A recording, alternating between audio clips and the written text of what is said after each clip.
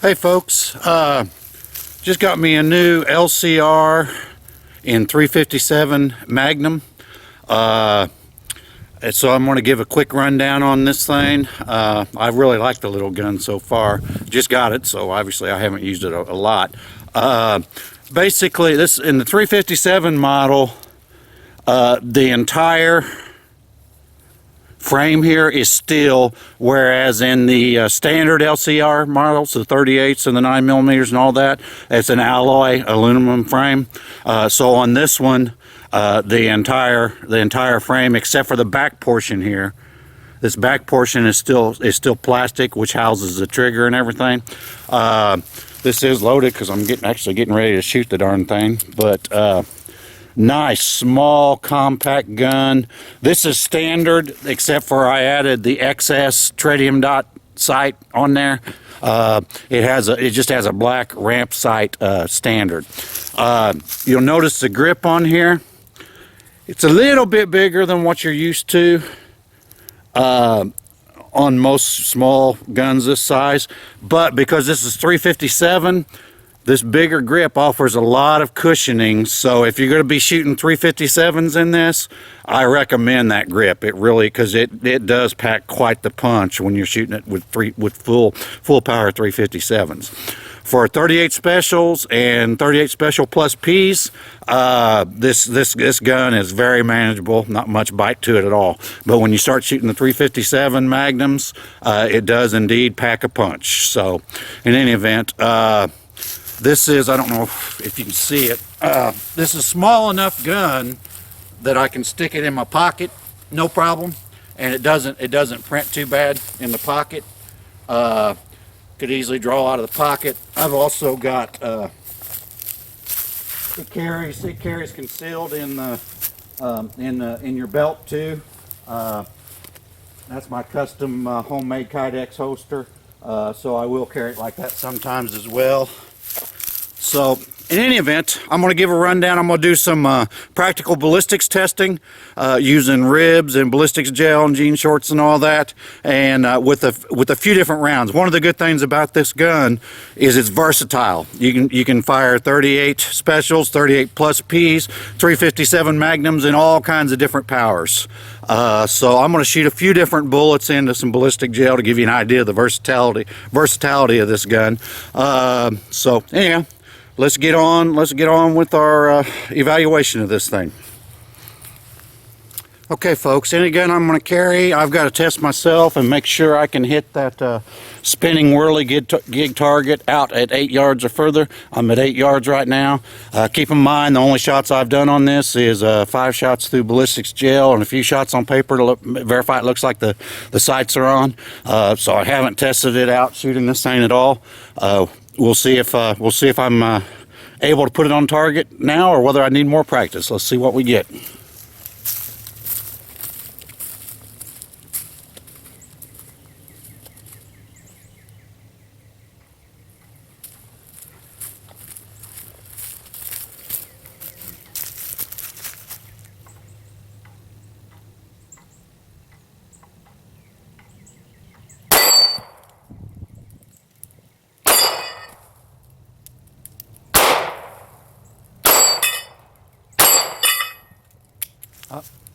Only 5 shots, so let me try that again, see if I can get all 5 the next time.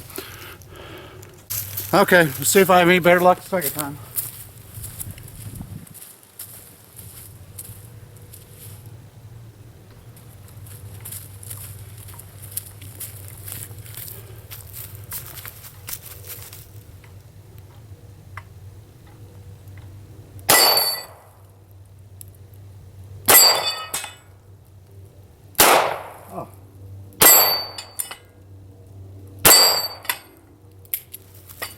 So, no better luck second time. I still missed one. So, it looks like I got a little bit of practicing to do. No big deal. We'll practice up, and I'm sure I'll get to where I can hit all 5 of them all the time. That's not bad for the first time I've actually shot this thing at a live target, live moving target. So, not too bad. I'm pretty happy with this little thing. I think with a little bit of practice, it's going to make a fine little concealed carry gun.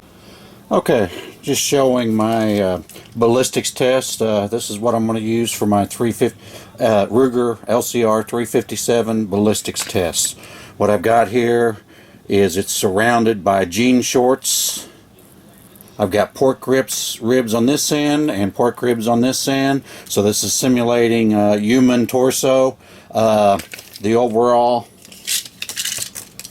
depth here, by the time you compress that a little bit, it's about 10.5 inches, which is a deep chest. For an average human chest is 9.5. So I'm making this is at 10.5 to 11 inches in depth. So that would be a 11-inch chest would be a very large chest cavity. So that's what I've got. Let me pause here and I'll show you. I'm gonna put backing on it since I'm using 357s here. Okay. Now this is set right side up.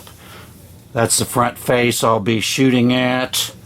And then I'm going to add an additional 8 inches of ballistics gel on the back side of this too. So we'll be going through 11 inches of a simulated human torso, and then I'll have another 8 inches of gel, and I'm going to put a book backing on the back of that because I've got a deep penetrating round that I'm going to shoot, and I'm sure it'll probably penetrate all the way through everything.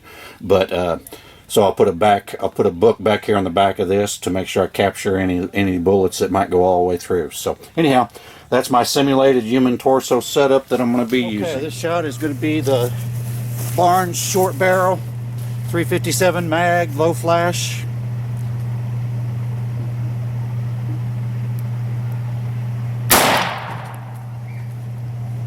Alright, there's not much kick in that. It's very manageable on the recoil. Next one is going to be a Spears Go Dot 125 grain standard 357 mag.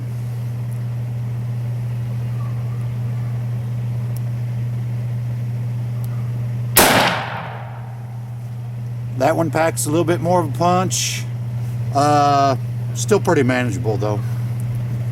Alright, now the last one is a Barnes heavy Magnum. This is about as hot of a load as you can get. So I imagine it's going to pack a punch. Let's see.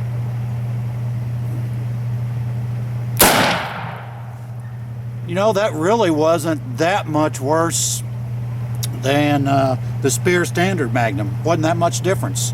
So let's take a look at the ballistics and see what we get. Okay, before I move anything and dissect it, just wanted to see what we got here.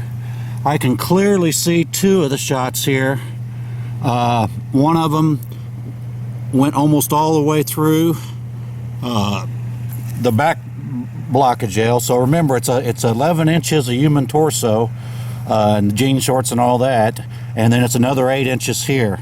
So one of them went almost all the way through. One of them stopped in the middle of this second big block, and I don't see. I only see 2 wound tracks there. I don't know where my third wound track is. I'll have to dissect that. Okay, getting ready to dissect it. This is the shots from the front. This was the short barrel low flash 357. This was the standard 125 grain Spear Go Dot. This was the Buffalo bore heavy Magnum load here. I think this one's like 1700 FPS out of the barrel. Standard is, or this one right here, I think is, I'm thinking that was around 1200 FPS out of the barrel, or something like that. But in any event, before I start cutting into it, I wanted to show where they hit on the front side. So let me get. As soon as I took the shorts off, I found the third round.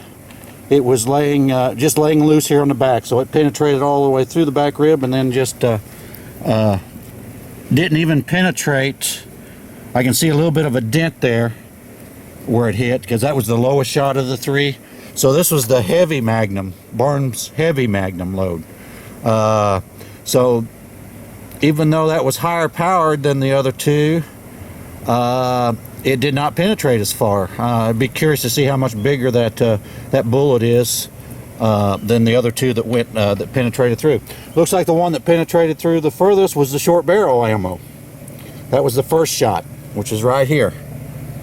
That went through my whole simulated human torso and jean shorts and all that, and went almost all the way back through the 8 inches. So that's a pretty deep penetrating bullet. This one did all right too. So now Okay, with the tape removed, that's how the ribs were laying. Let's just take a look. That's where the first round went through, broke the bone. Went about halfway. Actually, that bone's broke completely in half there. See? Bones broke completely in half. So that was the short barrel. What the hell's the name of it? Buffalo bore, short barrel, 357 Magnum. Pretty good hole through there. And remember, that's the one that penetrated real good through the block too. Second one here was the Spear Go Dot. That actually broke the bone too, but it only hit on the right hand edge of the bone, but it still broke the rib bone. That rib bone is broke as well. Pretty good hole in that one through the meat, plus it nicked the bone and broke it. The last one here went through a lot of meaty tissue here. You can't see it, but there's cartilage and bone all broke up in there. Look at that big old hole. That blew the biggest hole in the back. I think maybe that's the reason that one didn't penetrate. You see all that big, massive bone that one hit? It went through a lot of meat, plus shattered the bone all to hell too. That one got into the biggest bone. But look how big a hole it blew on the back side of that in comparison to these. I mean, these are pretty good damage on the exit side, but I'd say the heavy-duty Magnum left the biggest damage on the back side of the front ribs. So now let's see what all three of them did on the back ribs. So this would be the back rib where they exited. This is the short barrel low flash load. Bones broke. This part of the bones broke. Went through meat mostly. Let's see what exit. Okay, about exit, entrance and exit's about the same. So this one would be the Spears Go Dot standard 357 Magnum load. That one went straight through the bone on the back. And where the hell's that exit? Shoot. The exit's right here. Oh, you know what? Let's see, it was like this.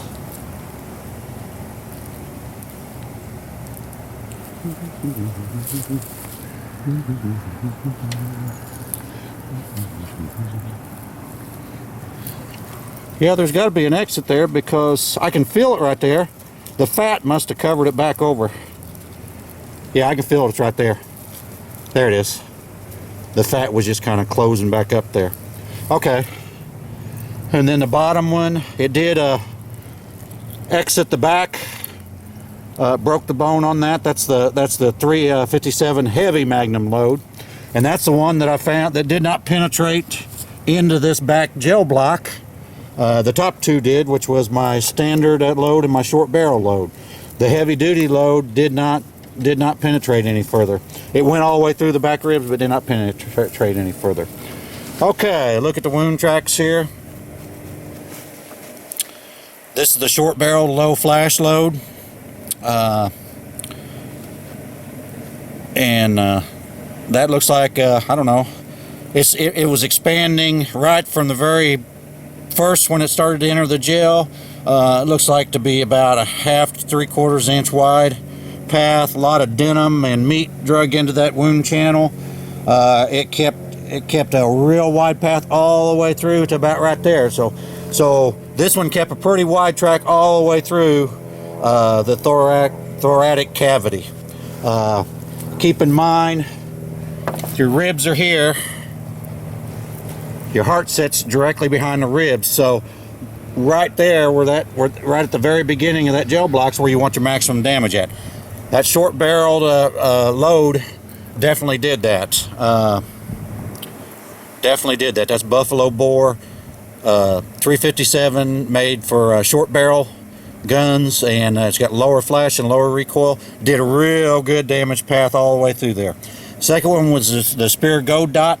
It wasn't expanded quite as big at the beginning, but it's similar to the short barrel load. At different points, I'd say they're both similar wound tracks going through there. And keep in mind, both of those penetrated all the way all the way through the 11 inches of the torso, and the short barrel load actually almost went all the way through the second 8 inches of the extra gel block. The spear gold dot stopped about halfway in between this 8 inches, so it penetrated another 4 inches after it exited the chest cavity in the back ribs. The bottom round, which was the heavy Magnum load, that wound path at the beginning is about the same as the others too, I would say. Let's look at it from the side. Heavy duty Magnum. Middle one there is going to be the spear gold dot. And the top one, which you can't see very good from this angle, but you see there's more meat and denim and stuff pulled through on that one, and that's your special short barreled ammo from Buffalo Boar. Let's look at the other side. See if I can wipe off some of this gunk. From this side you can see that short barrel ammo, how much debris it left in the track and how wide it got. Pretty good size wound channel in there.